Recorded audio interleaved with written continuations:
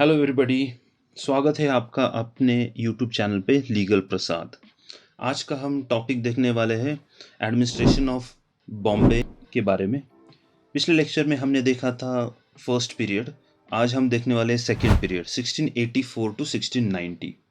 अभी ये पढ़ने के हिसाब से हमने ये डिवीजन किया है पीरियड्स का, ताकि जो डेवलपमेंट हुआ है या इम्प्रूवमेंट हुआ है वो प्रेसिडेंसी में, बॉम्बे प्रेसिडेंसी में पढ़ना ईजी जाएगा। अभी ये जो फेज़ में है, जस्टिस सिस्टम जो था वो बहुत ही अनस्टेबल था, ज़्यादा इम्प्रूव नहीं था, इसलिए अनस्टेबल था। एक किगविन रेबेलियन इशू हुआ था, तो उसकी वजह से ये जुडिशियल सिस्टम में बहुत ही इंटरप्शन हुआ था। ये जो किगविन रेबेलियन है, ये इंग्लिश मैन ही था जिसने ये रेबल किया था। तो ये किगविन रेबेलियन जो केस था या जो इशू था, वो मैं आपको शॉर्ट में बता देता हूँ। तो हुआ क्या था कि ये किगविन जो है ब्रिटिश में गवर्नर थे और वो बॉम्बे में आए थे, तो ये मिलिट्री फोर्सेस का हेड उन्हें बनाया था। अभी जैसा ये बॉम्बे जो है ये सूरत के अंडर आता था, तो उन्हें सूरत के गवर्नर का सब आदेश जो है ये सुनना पड़ता था। तो बेसिकली कुछ एडमिनिस्ट्रेशन पर्पस की वजह से या फिर फंड्स का मैनेज ना होने की वजह से उन्हें ये कहा गया था कि जो कोई सिविल सर्वेंट्स है या फिर जो कोई गवर्नमेंट एम्प्लॉयज़ है, उनका सैलरी जो है वो कम करना चाहिए। तो ये जो बात है ये किगविन को अच्छी नहीं लगी थी, और उनके साथ भी जो कोई इंग्लिशमैन वगैरह थे या जो कोई एम्प्लॉयज़ थे, उन्होंने रेबल किया था और उन्होंने ये किगविन को एज अ गवर्नर बना दिया गया था। तो वो किगविन जो केस, इसकी वजह से बॉम्बे का जो एडमिनिस्ट्रेशन है बहुत अनस्टेबल हुआ था। तो इसलिए वो जो फेज़ है उसे किगविन रिबेलियन कहा जाता है। तो चल आगे बढ़ते हैं। ये जो जुडिशियल सिस्टम जो है वो किगविन की वजह से अनस्टेबल हुआ था, तो फिर वो रिस्टोर होता है और एडमिरल्टी कोर्ट का इस्टेब्लिशमेंट होता है 1684 में। जैसा हमने देखा था कि जो शिप्स के मर्चेंट्स वगैरह थे या उनको इसका हेड बनाया जाता है, और जो कोई क्राइम वगैरह होता है शिप्स में तो उसका कंट्रोल करने के लिए, उस पर ध्यान देने के लिए एडमिरल्टी कोर्ट का इस्टेब्लिशमेंट या अपॉइंटमेंट होता है। अभी ये डॉक्टर सेंट जॉन थे जो डॉक्टर ऑफ सिविल लॉ थे। ये जज एडवोकेट अपॉइंट किए जाते हैं एडमिरल्टी कोर्ट के। इनका जो सैलरी होता है ये 200 पाउंड्स होता है सालाना। और ये जो है एडमिरल्टी कोर्ट जो इस्टेब्लिश हुआ था, ये सिमिलर टाइप था एडमिरल्टी कोर्ट ऑफ मद्रास की तरह। तो अप्रॉक्सीमेटली सेम पीरियड में ये इस्टेब्लिश होते हैं। अब ये जो एडमिरल्टी कोर्ट है, इन्हें पावर क्या था कि वो सभी मर्सेंटाइल केस या फिर मैरिटाइम केसेस जो है या इश्यूज जो है वो डिसाइड करेंगे। इसमें सिविल भी आएगा, क्रिमिनल भी आएगा। तो ये जुरिस्डिक्शन इनको दिया था। तो एडमिरल्टी कोर्ट को जो है ये सब चीज़ें मैनेज करना डिफ़िकल्ट जाता था, क्योंकि सिविल भी करना है, क्रिमिनल केसेस भी करना है, जो मैरीटाइम मतलब जो कोई एम्प्लॉयज़ वगैरह है, जो शिप में इश्यूज होते हैं वो भी डिसाइड करना है। तो ये थोड़ा सा उन पे ओवरलोडेड हो गए थे वो। इसलिए क्या होता है, कोर्ट ऑफ जुडिकेचर का इस्टेब्लिशमेंट होता है कोर्ट ऑफ एडमिरल्टी के साथ, या उनका काम थोड़ा डेलीगेट करने के लिए या कम करने के लिए कोर्ट ऑफ जुडिकेचर का इस्टेब्लिशमेंट होता है। डॉक्टर सेंट जॉन जो है, इन्हें एडिशनल चार्ज दिया जाता है कोर्ट ऑफ जुडिकेचर का।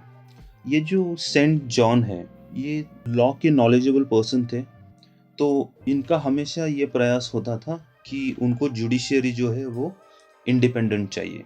जैसा कि आज का हमारा है जुडिशियरी एग्जीक्यूटिव जो है ये इंडिपेंडेंट है, ये एक साथ नहीं है। मतलब इंडिपेंडेंट होने की वजह से सब चीज़ें ठीक से चलती है, चेक्स एंड बैलेंस होते रहता है।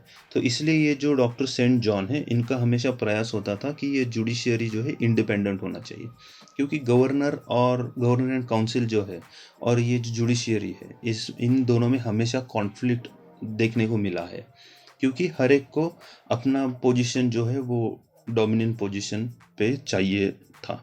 मतलब दोनों को ऐसा लगता था कि सब लोगों ने उनका ही सुनना चाहिए।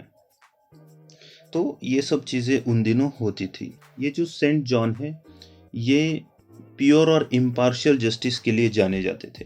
गवर्नर ऑफ सूरत ने भी ये सब चीज़ें देखी थी, एक्सपीरियंस किया था, तो उन्हें ये चीज़ें पसंद नहीं थी। तो तभी जैसे मैंने पहले कहा कि गवर्नर और ये जुडिशरी में हमेशा कॉन्फ्लिक्ट लगा रहता था, तो उनका रिलेशन कुछ अच्छा नहीं था। तो एक गवर्नर थे चाइल्ड, इन्होंने क्या किया, ये जुरिस्डिक्शन जो है कोर्ट का वो मर्सेंटाइल और मैरिटाइम केसेस तक ही रखा। तो इसकी वजह से क्या हुआ, तभी एक गवर्नर थे चाइल्ड, तो वो कुछ केसेस में फंसे थे। तो ये डॉक्टर सेंट जॉन जो है वो तभी डिसाइड करते थे केसेस। तो चाइल्ड ने क्या किया है कि ये कोर्ट का जुरिस्डिक्शन ही चेंज किया। उन्होंने वो मर्सेंटाइन और मैरिटाइम केसेस पर ही उनको लिमिटेड रखा।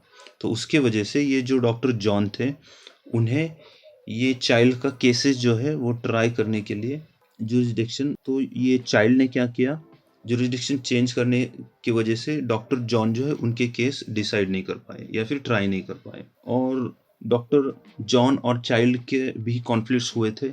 तो उन्होंने क्या किया है, ये जो डॉक्टर जॉन का चीफ जजशिप जो खिताब था या फिर जो उनको पोजीशन दिया था, तो वो उनसे विड्रॉ किया जाता है। ओके, तो इससे क्या होता है, चाइल्ड जो है ये फ्री हो जाते हैं ट्रायल से, तो उन पे कोई चार्ज वगैरह नहीं लगते हैं। अभी और एक थे ये वॉक्स, जो मेंबर ऑफ बॉम्बे काउंसिल थे। ये अपॉइंट किए जाते हैं chief justice of court of judicature, जो कि पहले डॉक्टर जॉन थे। तो उनको हटा के इन्हें वहाँ पे बिठाया जाता है।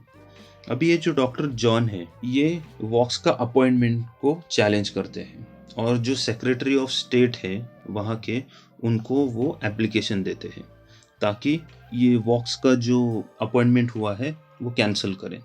लेकिन ये सब चाइल्ड के अंडर ही हो रहा था, तो वो क्या करते हैं, ये डॉक्टर जॉन को डिसमिस करते हैं। 1687 में डॉक्टर जॉन को डिसमिस किया जाता है।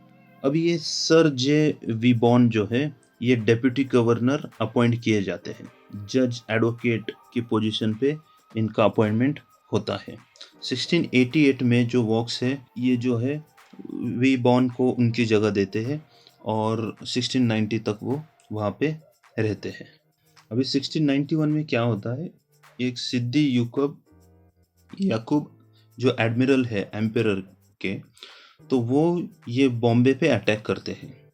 तो बॉम्बे पे अटैक करने के बाद फिर ये अनस्टेबल हो जाता है, फिर ये जुडिशियल सिस्टम जो है ये फिर से बंद हो जाता है, और ये अनस्टेबिलिटी वहाँ पे आती है। तो ये जो था, ये था सेकेंड फेज़।